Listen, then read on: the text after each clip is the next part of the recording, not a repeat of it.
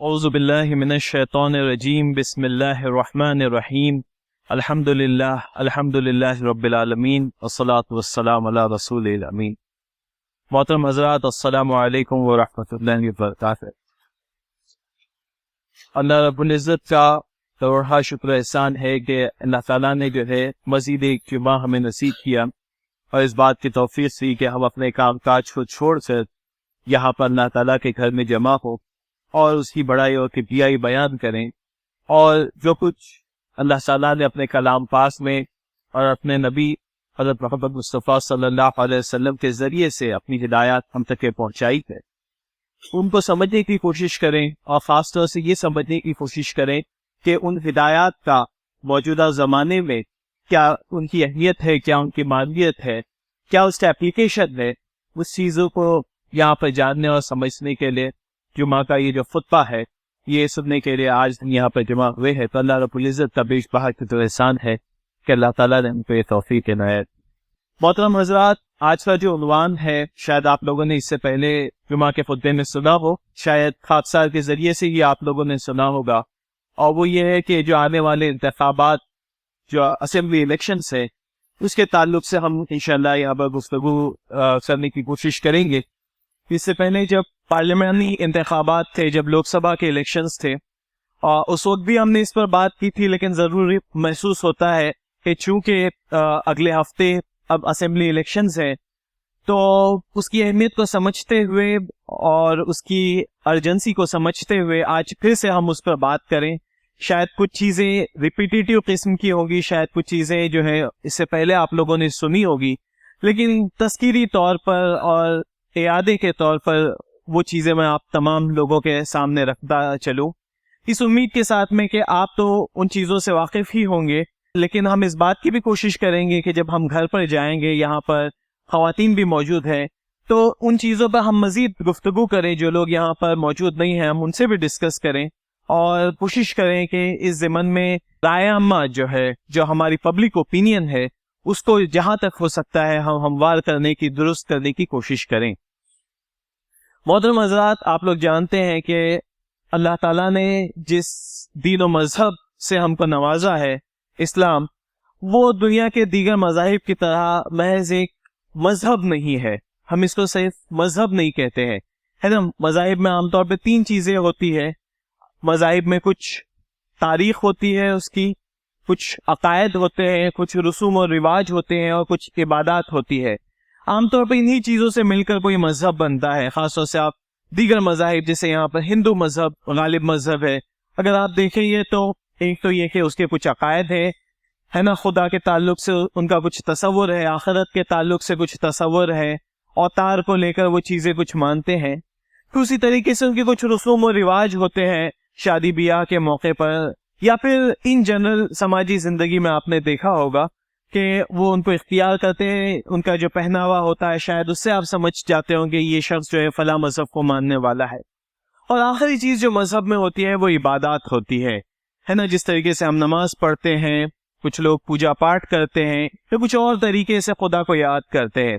तमाम मज़ाहिब में ये चीज़ें कॉमन होती है।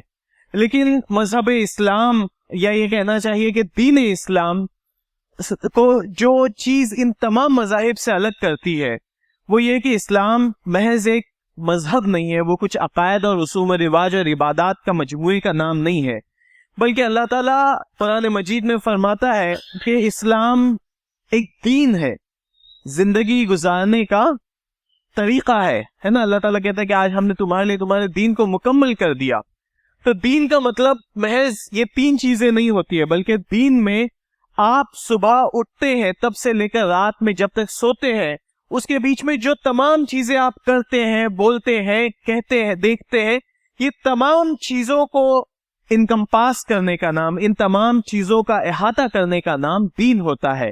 आप किस तरीके से यहाँ तक के बैतुल खला में जाते हैं, किस तरीके से जो है आपका जो ताल्लुक आपके बीवी और बच्चों से होता है, किस तरीके से आप कारोबार करते हैं, किस तरीके से आप कॉलेज और स्कूलों में तालीम हासिल करते हैं, ये तमाम चीजें हमको उसी तरीके से करनी होती है जिस तरीके से अल्लाह रब्बुल इज़्ज़त ने हमें बताया है, जिस तरीके से अल्लाह रब्बुल इज़्ज़त ने हमारी रहनुमाई की है, चाहे वो कुरान मजीद के जरिए से किया हो या फिर अपने नबी सल्लल्लाहु अलैहि वसल्लम के जरिए से किया हो। ये तमाम चीजें जो है इस्लाम के अंदर में आती है। तो कोई शख्स अपने आप को सिर्फ इसलिए मुस्लिम नहीं कह सकता कि जो है वो 5 वक्ता नमाजी है, या वो शख्स जो है सिर्फ इसलिए अपने आप को मुसलमान नहीं कह सकता कि वो जो है एक खुदा का मानने वाला है, बल्कि इस्लाम इन तमाम चीजों को कवर करता है। इस्लाम इन तमाम चीजों को अपने अंदर समोए हुए है। तो जिस तरीके से आपकी माशी जिंदगी, जिस तरीके से आपकी समाजी जिंदगी, जिस तरीके से आपकी खानदानी जिंदगी, जिस तरीके से आपकी रूहानी जिंदगी वो इस्लाम का नमूना बनना चाहिए, उसी तरीके से आपका ये कहना चाहिए कि जब हम जिस दुनिया में रहते हैं उस दुनिया में का एक अहम जो पहलू है वो सियासी पहलू है। तो वो पहलू इस्लाम किस तरीके से नजरअंदाज कर सकता है? जो इस्लाम छोटी सी छोटी चीज में आपको रहनुमाई देता है, वो इस्लाम ये कैसे हो सकता है कि इंसानी जिंदगी का इतना बड़ा पहलू जिसको हम सियासी पहलू कहते हैं, इस्लाम उसको कैसे नजरअंदाज कर सकता है? तो अगर आप कुरान की तालीमात को देखें, अगर आप नबी सल्लल्लाहु अलैहि वसल्लम के उसवे को देखें, तो हमको ये चीज नजर आती है कि जिस तरीके से ये तमाम चीजें नबी सल्लल्लाहु अलैहि वसल्लम की जिंदगी का और आपके उसवे और सीरत का हिस्सा है, उसी तरीके से आपका एज अ ये कहना चाहिए कि हुक्मरान, एज अ पॉलिटिशियन भी एक अहम रोल है। और जिस तरीके से आपकी जिंदगी के बाकी पहलू हमारे लिए रहनुमाई और हिदायत फराहम करते हैं, उसी तरीके से नबी सल्लल्लाहु अलैहि वसल्लम का रोल एज अ डिप्लोमैट, नबी सल्लल्लाहु अलैहि वसल्लम का रोल एज अ स्टेट्समैन, नबी सल्लल्लाहु अलैहि वसल्लम का रोल एज अ पॉलिटिशियन, वो भी हमारे लिए बहुत ज्यादा अहमियत रखता है। आप जानते हैं कि जब नबी सल्लल्लाहु अलैहि वसल्लम और आपके सहाबा मक्का से मदीना की तरफ हिजरत करते हैं, तो वहां पर बाकायदा एक रियासत का कयाम अमल में आता है, बाकायदा वहां पर एक हुकूमत बनाई जाती है। और किस तरीके से वहां के लोगों के कारोबार होंगे, किस तरीके से वहां के लोग आपस में मिलजुल कर रहेंगे, किस तरीके से वहां के लोगों के मामलात होंगे, बाकायदा उस पर एक आइन या एक कॉन्स्टिट्यूशन बनता है। आपने नाम सुना होगा मीसाक मदीना, कि नबी सल्लल्लाहु अलैहि वसल्लम मदीना में बसने वाले जो मुख्तलिफ कबाइल है, जो मुख्तलिफ मज़ाहिब के मानने वाले लोग थे, इंक्लूडिंग यहूदी, उनके साथ में एक मुआहिदा करते हैं। बाकायदा वो लिखा जाता है जिसके अंदर में 52 के करीब शिक होती है, जिसमें यह तय होता है किस तरीके से उनके आपसी ताल्लुकात होंगे। तो ये बाकायदा एक निगोशिएशन, एक ये कहना चाहिए कि मुआहिदा होता है, और जिसके नतीजे में जो है मीसाक मदीना बनता है। तो कहने का मतलब है ये तमाम काम जो है उस जमाने के सियासी काम थे। लोगों को किस तरीके से आपस में ऑर्गेनाइज किया जाए, लोगों को किस तरीके से आपस में मिलजुल कर रहना सिखाया जाए, ये भी नबवी उमूर का हिस्सा है। और यही जो है उस जमाने की सियासत थी। आज की जो सियासत है वो उससे मुख्तलिफ है। आज जो हमारे पास में निज़ाम है वो जमहूरी निज़ाम है, डेमोक्रेसी है इस मुल्क में। और जहां डेमोक्रेसी की बहुत सारी कमियां, कमजोरियां हैं जिससे आप तमाम लोग वाकिफ हैं, वहीं पर उसका कुछ फायदे भी हैं। और डेमोक्रेसी का और जमहूरियत का एक फायदा ये भी है कि हर कुछ सालों में जो है यहाँ पर इलेक्शंस होते हैं, इंतखाबात होते हैं, और लोगों को इस बात का इख्तियार दिया जाता है कि आप आपके नुमाइंदे चुने। वो उन अशखास का आप इंतखाब करें जो पार्लियामेंट में जाकर, जो स्टेट की असेंबली में जाकर, जो कॉरपोरेशन में जाकर, जो ग्राम पंचायत और नगर परिषद में जाकर आपकी आवाज बन सके। इसका नाम जो है इंतखाब है, जो हर कुछ सालों में हमारे यहाँ पर आमतौर पर 5 सालों में होते हैं। इससे पहले आप लोग जानते हैं कि पार्लियामेंट के इलेक्शन हुए हैं, जिसमें पूरे मुल्क से लोगों के नुमाइंदे हमने पार्लियामेंट में और लोकसभा में भेजे। अब जो इंतखाबात हमारे सामने हैं, जो इलेक्शंस हमारे सामने हैं, वो स्टेट असेंबली के, जिसको हम विधानसभा कहते हैं, उसकी इलेक्शंस होने जा रहे हैं। पूरे महाराष्ट्र में 288 सीटें हैं जहां पर इलेक्शन होने हैं। हमारे यहाँ पर भी आप जानते हैं जिस इलाके में हम रहते हैं, कल्याण वेस्ट का जो इंतखाबी हलका है, कॉन्स्टिट्यूएंसी है, उससे हमारा ताल्लुक है, वहां पर भी ये इलेक्शंस होने जा रहे हैं। और हर जगह पर आप लोग जानते हैं कि मुख्तलिफ नुमाइंदे हैं, मुख्तलिफ पॉलिटिकल पार्टीज के कुछ आज़ाद उम्मीदवार भी हैं जो इस इलेक्शन में खड़े होते हैं और आपके पास में वोट मांगने के लिए आते हैं। तो ऐसे में सवाल ये उठता है कि क्या वोट इतनी अहम चीज है? क्या डेमोक्रेसी में इलेक्शन इतनी अहम चीज है कि हमको उसमें पार्टिसिपेट करना चाहिए? और न सिर्फ पार्टिसिपेट करना चाहिए बल्कि जोर शोर के साथ में पार्टिसिपेट करना चाहिए, खुद भी करना चाहिए, दीगर लोगों को भी इस पर आमादा करना चाहिए। तो इसकी क्या वजह है? आप देखिए, अक्सर हम लोग जो है इलेक्शंस को नजरअंदाज करते हैं। हम ये सोचते हैं और अक्सर लोग कहते भी हैं कि सारे सियासतदान चोर है ना, अक्सर इस तरह की चीज अक्सर कही जाती है कि सब एक ही है। ये बात बड़ी हद तक के सही है कि अक्सर होता यह है कि हमारे सामने जो चॉइसेस, जो हमारे सामने ऑप्शंस आते हैं, अक्सर हमको उनमें कोई बहुत ज्यादा फर्क नजर नहीं आता, अक्सर जो है हमको कोई डिफरेंस नहीं दिखाई देता। हमको लगता है कि तमाम लोग एक ही जैसे, तो फिर क्या फायदा इलेक्शन में वोट डालने का, क्या फायदा किसी की हिमायत करने का, क्या फायदा। आप देखिए कि ये बात भी बहुत हद तक के सही है, लेकिन जब आप वोट डालते हैं तो आप सिर्फ आपके नुमाइंदे का इंतखाब नहीं करते हैं, बल्कि आप उसके साथ में 2-3 और चीजें करते हैं। जब आप वोट डालते हैं तो गोया कि आप इस बात का ऐलान करते हैं कि जहां इस मुल्क में दीगर अक़वाम की, दीगर कम्युनिटीज की हिस्सेदारी है, वहां पर हमारी भी हिस्सेदारी है। हम बहैसियत एक कौम, हम भी इस मुल्क में बराबर के शरीक है। अगर ये मुल्क दीगर कम्युनिटीज का है तो ये मुल्क हमारा भी है। अक्सर होता यही है कि मुसलमानों को सियासी तौर पर बेवजन जो लोग करने की कोशिश करते हैं, वो यही चाहते हैं कि मुसलमानों की इस मुल्क से, इस मुल्क के जो वसाइल हैं, इस मुल्क के जो रिसोर्सेज हैं, यहाँ का जो पैसा है, यहाँ की जो दीगर चीजें हैं, उनको इससे बेदखल कर दिया जाए। तो इसके लिए वो कोशिश ही करते हैं कि भाई मुसलमान सियासी मैदान में आगे ना आने पाए। तो फिर इसके लिए उसका एक हिस्सा ये भी होता है कि या तो आपके नो वोट्स जो हैं वो लिस्ट में से निकाल दिए जाए, या फिर आपका वोट सप्रेस किया जाए, या फिर जो है आपके अंदर एक तरह की मायूसी डाल दी जाए कि आप एक इंतखाबात के दिन, चुनाव के दिन वोट डालने के लिए निकले नहीं। तो जब आप वोट डालते हैं तो कुछ और नहीं तो आप इस बात का इकरार और ऐलान करते हैं कि नहीं, ये मुल्क हमारा भी है और हमारी भी इससे हिस्सेदारी है। भले से हमारी आबादी 14% 15% होगी, लेकिन कम से कम वो 14 और 15% के हिस्सेदार तो जो है हम है। तो जब पॉलिटिशियंस जो है वो बहुत होशियार लोग होते हैं, वो ये बेवकूफ नहीं होते हैं। जब वो देखते हैं कि हाँ इस महल्ले से 70% वोटिंग हुई है, 80% वोटिंग हुई है, तो वो जानते हैं कि हाँ यहाँ के लोग जागरूक है, हम इनको बिल्कुल नजरअंदाज नहीं कर सकते। भले से उनका ताल्लुक जो है हमारे मजहब से नहीं है, हमारी कास्ट और कम्युनिटी से नहीं है, लेकिन हम उनको नजरअंदाज इसलिए नहीं कर सकते क्योंकि ये लोग जो है जागरूक है। ये आज वोट डाल रहे, कल अपना हक मांगने के लिए आएंगे, कल अपनी हिस्सेदारी मांगने के लिए आएंगे। तो पहली चीज आप ये करते हैं कि आप अपनी हिस्सेदारी मनवाते हैं। दूसरी चीज है, जब आप वोट डालते हैं तो आप ये करते हैं कि आप आपकी आवाज बुलंद करते हैं। जैसे मिसाल के तौर पर अभी मौजूदा जो हुकूमत है, ठीक है, आपको ये हुकूमत पसंद नहीं है, ये आप दुनिया के सामने कैसे कहेंगे? उसके एक तरीका तो ये कि आप धरने प्रदर्शन करें, आप जो है फेसबुक पर लिखें, आप अखबारात में लिखें, लेकिन उसका बहुत ज्यादा फर्क जो है पॉलिटिशियंस पर या यहाँ के हुक्मरानों पर नहीं पड़ता है। लेकिन जब आप उनके खिलाफ वोट डालते हैं या आप उन किसी और के हक में वोट डालते हैं तो उनको समझ में आता है कि हाँ उनको ये चीज नहीं पसंद है, उनको दूसरी चीज पसंद है। तो आप कहीं ना कहीं आपकी राय का भी इजहार करते हैं कि भले से आपको ये शख्स जिसके हक में आप वोट डाल रहे हैं आपको बहुत ज्यादा पसंद नहीं है, लेकिन आप किसी के खिलाफ वोट डाल रहे हैं तो वो भी अपने आप में जो है एक चीज कहीं ना कहीं स्टेटमेंट देती है। हाल ही में देखिए, आप लोग जानते हैं कि अमेरिका में इंतखाबात हुए हैं। अमेरिका में 2 ही पार्टीज हैं, बड़ी पार्टीज, एक डेमोक्रेटिक पार्टी है, एक रिपब्लिकन पार्टी है, और दोनों पार्टीज बड़ी हद तक के सेम है। खासतौर से जब हम इस चीज पर देखें कि भाई दुनिया भर में जो है मुसलमानों को कैसे ट्रीट किया जाए, तो उस मामले में दोनों बराबर है। जब फलस्तीन के मुसलमानों पर जुल्म करने की बात होती है तो दोनों का रवैया बिल्कुल एक है ना। डेमोक्रेटिक भी वैसे ही इसराइल के हामी है और रिपब्लिकन भी वैसे ही इसराइल को सपोर्ट करते हैं। लेकिन वहां के मुसलमानों ने देखा कि इस वक्त किसकी हुकूमत है, यहाँ पर डेमोक्रेटिक की हुकूमत है। वो अपने आप को मुसलमानों के हामी कहते हैं, उसके बावजूद वो इसराइल को हथियार भेज रहे हैं, उसके बावजूद जो है वो फलस्तीनी बच्चों की कत्ल व गारतगिरी के जिम्मेदार है। तो हम इस बार उनको हरा कर इस बात को जताएंगे कि हम आपकी इन पॉलिसी से इत्तेफाक नहीं करते।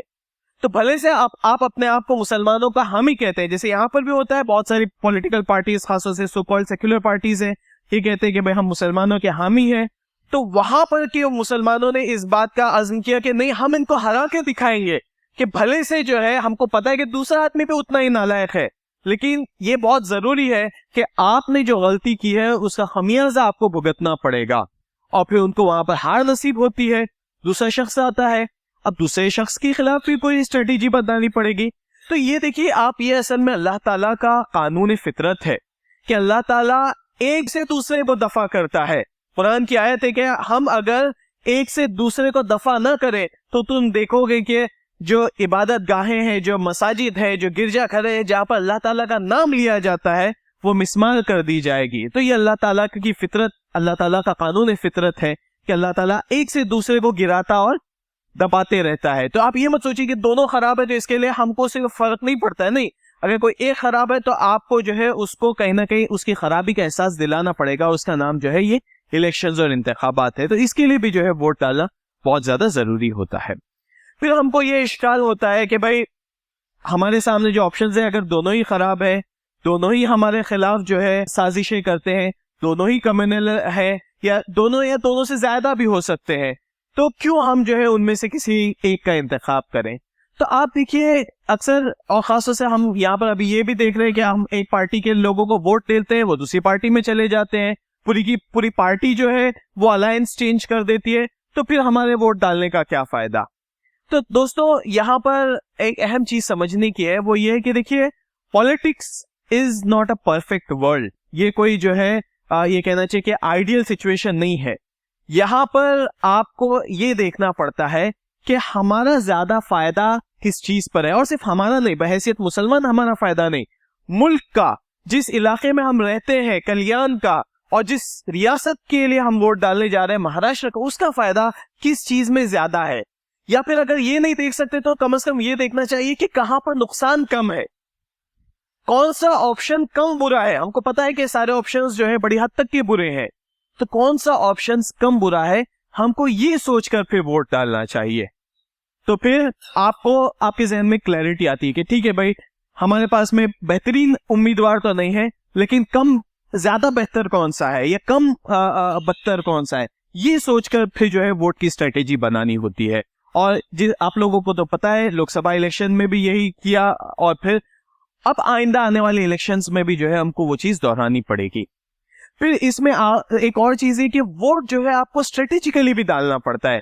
ये नहीं हो सकता है कि भाई एक शख्स जो है बहुत अच्छा है लेकिन शायद उसके जीतने के चांसेस कम है, तो फिर हमको ये सोचना पड़ता है कि as a community, as a whole, हमारा वोट कहां पर ज्यादा असरअंदाज हो सकता है, कहां पर हम जो है किंग मेकर की हैसियत में आ सकते हैं।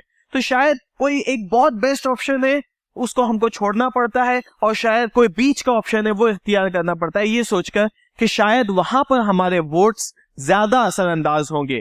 ऐसा ना हो कि हम अपने वोट को जो है जाय कर दें। तो इसके लिए भी बहुत ज्यादा कलेक्टिवली हमको सोच विचार करना पड़ता है। खासतौर से कम्युनिटी के जो बड़े लोग हैं, जो लीडर्स, जो लोग अपने आप को कहते हैं, उनकी ये जिम्मेदारी बनती है कि वो आपस में बातचीत के जरिए से कोई ऐसी स्ट्रेटेजी बनाए कि हमारा वोट ऐसी जगह पर जाए जहां पर उसकी कदर और उसकी वक़्त हो। ऐसा ना हो कि हमारा वोट जो है वो जाय हो जाए। तो ये भी आपको सोचना पड़ता है। फिर आप देखिए कि इलेक्शन की जब बात आती है और इंतखाबात की बात आती है, तो जैसे अक्सर हमारे साथ में होता है कि हमारे जो डॉक्यूमेंट्स होते हैं, हमारे जो कागजात होते हैं, वो सही होते नहीं है। हम लोग जो है वक्त पर जो जरूरी आईडी कार्ड है या हमारा रजिस्ट्रेशन है वो नहीं कर पाते हैं। तब उसका तो खैर से वक्त चला गया, लेकिन कम से कम जिन लोगों का नाम रजिस्टर हो गया वो इंश्योर करें कि भाई हमारा नाम किस बूथ में, किस यादी में है। और फिर इलेक्शन के दिन जो है हम ये करें कि भाई सबसे पहला काम हम वोट डालें। ऐसा ना हो कि भाई आज आज जो है मुझे दूसरे काम ज्यादा हैं, आज जो है दूसरी जिम्मेदारियां हैं, या फिर लाइन बहुत ज्यादा है तो इसके लिए मैं जो है वोट नहीं डालूंगा। तो ये भी जो हमारा सोचना है वो बहुत ज्यादा गलत होता है। अब इसमें एक और चीज देखिए, जो लोकसभा इलेक्शंस थे उस वक्त तो मुझे लगता है कि लोगों के पास में बहुत ज्यादा क्लैरिटी थी। लोग जानते थे कि भाई हमारे सामने एक शख्स है, हमारे सामने एक दुश्मन है हमारा गोया के, और उसको हमको किसी भी तरीके से हराना है। तो लोग जो है फिर तमाम लोगों ने मिलकर जो है उसके खिलाफ वोट डाला। उसके नतायज हमको हमारे सामने आए कि भले से मौजूदा हुकूमत जो है वो फिर से आ गई हुकूमत में, लेकिन कमजोर होकर आ गई। लेकिन हमको अब रियासत में जब स्टेट की जो इलेक्शंस है तो हमको लगता है कि अब ये उतने अहम नहीं है। शायद पार्लियामेंट की इलेक्शंस बहुत ज्यादा अहम थे। तो आपको ये समझना होगा कि कोई भी जो इलेक्शंस होते हैं वो आइसोलेशन में नहीं होते हैं। कैसा नहीं कि भाई महाराष्ट्र का इलेक्शन है उसका दिल्ली पर कोई असर नहीं होगा, या कल्याण में कॉर्पोरेशन की कोई इलेक्शन होंगे उसका रियासत पे कोई असर नहीं होगा। ऐसा नहीं है। आप ये समझ लीजिए कि तमाम इंतखाबात जो है कहीं ना कहीं एक दूसरे से जुड़े हुए हैं। तो आप सिर्फ ये सोचकर वोट मत डालिए, या ये सोचकर वोट डालने से मत रह जाइए कि इसका असर तो सिर्फ कल्याण पर पड़ेगा, ये कल्याण की सियासत पर पड़ेगा, ये ज्यादा महाराष्ट्र की सियासत पर पड़ेगा। ऐसा हरगिज नहीं है। जो वोट आप असेंबली इलेक्शन में डालते हैं उसका असर कहीं ना कहीं पार्लियामेंट पर भी पड़ता है, उसका असर जो है मरकजी हुकूमत पर भी पड़ता है, उसका असर जो है दिल्ली में भी पड़ता है। क्यों? क्योंकि आप जानते हैं कि अगर यहाँ पर एक पार्टी की या एक अलायंस की हुकूमत आ गई तो फिर वो उसके जरिए से राज्यसभा में अपने ज्यादा मेंबर्स भेज सकते हैं, वो उसके जरिए से जो अपने निगोशिएटिंग पावर है वो जो है बढ़ा सकते हैं या कम कर सकते हैं। तो इसके लिए इवन जो महाराष्ट्र में भी जो इलेक्शंस हो रहे हैं वो भी उतने ही अहम है जितने के जो है दिल्ली में इलेक्शंस जो होते हैं, पार्लियामानी इलेक्शंस भी होते हैं। तो जिस तरीके से, जिस जोशो खरोश के साथ में आप तमाम लोगों ने, यानी सिर्फ इस मुल्क में इस हॉल में बैठे हुए लोग नहीं, बल्कि ये कहना चाहिए कि पूरे ऑल ओवर इंडिया जो खासतौर से मुसलमानों ने और इवन दीगर कम्युनिटीज ने जिस जोश का मुजाहरा किया, उसी जोश का मुजाहरा जो है हमको आने वाले रियासती इंतखाबात में भी करना होगा। मोहतरम ख्वातीन और हजरात, आखिरी बात आप तमाम लोगों के सामने रखकर जो है मैं इंशाल्लाह अपनी जगह लेता हूँ। आप देखिए कि जिस मुल्क में हम रहते हैं वहां पर बहुत सारी चीजें ऐसी होती हैं जो हमको पसंद नहीं आती हैं, खासतौर से हमारी कम्युनिटी पर जो जुल्म होता है। सिर्फ हमारी कम्युनिटी नहीं, ये सोच भी गलत है कि हम सिर्फ जो है अपनी कौम के ताल्लुक से सोचें, बल्कि ये सोचें कि एज अ होल ऐसी चीजें हो रही है जो इस मुल्क में जो नहीं होना चाहिए, चाहे वो कास्ट के नाम पर या रिलीजन के नाम पर लोगों के साथ में जो डिस्क्रिमिनेशन होता है, जो जुल्म होता है, चाहे वो हो वक्फ की प्रॉपर्टीज को हड़पने की कोशिश हो, बेरोजगारी का मसला हो, है ना। अब सर्दियों का मौसम है, हम लोग देखते हैं अक्सर एयर पोल्यूशन का मसला, ये तमाम मसाइल हमारे अपने मसाइल है। ऐसा नहीं है कि हम इन तमाम मसाइल से मुबर्रा है, ये तमाम चीजें हमको भी इतनी अफेक्ट करती है जितनी तमाम लोगों को अफेक्ट करती है। तो ऐसे में ये न सिर्फ जो है अपने आप को बचाने की कोशिश नहीं है, बल्कि एक अल्लाह ताला की तरफ से दी हुई जिम्मेदारी है जिसको जो है हमको इंतखाबात में अदा करना होता है। जिस तरीके से हमको बाकी अमानतें अल्लाह ताला ने हमारे सुपुर्द की है, जिसका अल्लाह ताला हिसाब लेगा, चाहे वो पैसा हो, चाहे हमारी औलाद हो, ये तमाम चीजें अल्लाह ताला की तरफ से दी हुई अमानतें हैं, तो अल्लाह ताला हमसे सवाल करेगा। तो उसी तरीके से ये जो वोट की अमानत है, अल्लाह ताला इससे भी, इसके ताल्लुक से भी हमसे सवाल करेगा कि हमने इससे क्या इस्तेमाल किया, या हमने इसको जाया कर दिया, या फिर हमने सोचा कि इसकी कोई अहमियत नहीं है। तो इसको एज अ अमानत देखने की बहुत ज्यादा जरूरत है। और अमानत कोई ऐसी चीज नहीं हो सकती है कि जिसको हम 500 रुपए के एवज या 1000 रुपए के एवज बेच दे। ये चीज जो है आप तमाम तो समझदार लोग हैं, आप तमाम लोगों को बताने की जरूरत नहीं है, लेकिन हमारे आसपास में जो लोग रहते हैं, जो शायद के इंतखाबात के दिन, चुनाव के दिन किसी पैसे का इंतजार करते होंगे कि भाई मुझे कोई फला पार्टी के पैसे आ जाए तो फिर मैं उसके हक में वोट डालूं, तो उनको आपको ये चीज समझानी पड़ेगी कि देखिए इस वक्त आप आपके वोट का सौदा कर रहे हैं, लेकिन फिर आगे आने वाले जो साल है तब का क्या होगा, है ना। तो आपको उन 5 सालों के बारे में सोचना होगा। और आज अगर आप आपका वोट बेच देंगे तो आपके वोट की और आपकी कलेक्टिव वॉइस की कोई अहमियत नहीं रह जाएगी। कल को आप कोई धरना प्रदर्शन करने के लिए जाएंगे, कोई अपनी डिमांड लेकर आपके एमएलए के पास में या एमपी के पास में जाएंगे, वो बोलेगा मैं क्यों इनकी बात सुनूं, ये तो मुझे वैसे भी वोट देने वाले हैं, इलेक्शन के दिन जो है मैं उनको 4 पैसे दे दूंगा, तो मैं क्यों इनके मसाइल हल करूं, क्यों मैं जो इनके बिजली पानी के इन पे जो जुल्म होता है उसके मसाइल में हल करूं। तो लोगों को ये समझाने की जरूरत है कि आपकी जो कलेक्टिव वॉइस है एज अ होल, उसको हमको खोना नहीं है, और इसके लिए जो है अपने वोट की जो इंटीग्रिटी है, ईमानदाराना अंदाज में जो है वो आपको वोट देना है। और आखिरी चीज जो मैं आप तमाम लोगों के साथ में शेयर करना चाहता हूं कि इन तमाम कोशिशों के बावजूद हमको तमाम चीजें अल्लाह ताला के हवाले कर देना है। कि देखिए इंसान के हाथ में जो चीज होती है वो तदबीर होती है, बाकी तमाम फैसले अल्लाह ताला के पास में होते हैं, और अल्लाह ताला बेहतरीन फैसले करता है। अल्लाह ताला चाहे तो वो एक पार्टी को या एक फर्द को जिता सकता है, दूसरे को हरा सकता है। तो हम बददिल ना हो जो भी रिजल्ट आए, बल्कि ये समझे कि ये अल्लाह ताला की तरफ से और इसमें अल्लाह ताला की कोई मसलियत होगी। तो किसी भी सूरत में कोई भी पार्टी इंतखाब में आए, हमको हिम्मत नहीं हारना है, हमको मायूस नहीं होना है, क्योंकि हम ये जानते हैं कि दुनिया जो है इम्तिहान गाह है। यहाँ पर जो भी कोशिशें हमारी होती है महज इसके लिए ताकि हमारी आखिरत बेहतर हो। इवन वोटिंग का जो काम है वो हम महज इसके लिए करें कि वो अल्लाह ताला की तरफ से दिया हुआ, आयत किया हुआ एक अमानत है जो हमको सही शख्स के सुपुर्द करना है, और कहीं ना कहीं उसके जरिए से इस दुनिया में अमन अमान या इंसाफ कायम होने में मदद मिलेगी।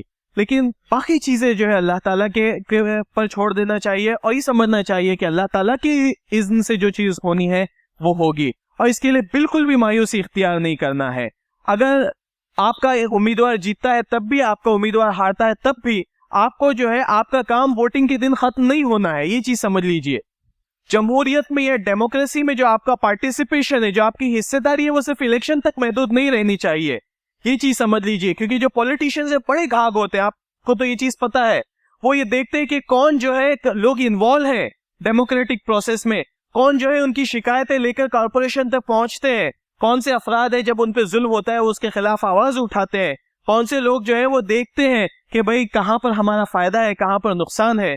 तो वो जो सियासी बसीरत है वो डेवलप करने की कोशिश करना चाहिए। और ये 5 साल भी जो है अपने आप को ये कहना चाहिए कि मुल्क के, इस शहर के, इस रियासत के हालात से अपने आप को दरकिनार करने की बजाय इसमें जितना ज्यादा हो सकता है और जिस हद तक की भी हो सकता है अपने आप को इन्वॉल्व करने की कोशिश करना चाहिए। चाहे वो मोहल्ले की सतह पर कमेटियां बनाकर काम करने की जरूरत हो, या रियासती सतह पर जो है दीगर कम्युनिटीज के साथ में, चाहे वो हिंदू हो, क्रिश्चियन हो, ईसाई हो, दलित हो, उनके साथ में मिलकर, उनके साथ में अलायंस बनाकर अपने हुकूक को मनवाने की कोशिश हो।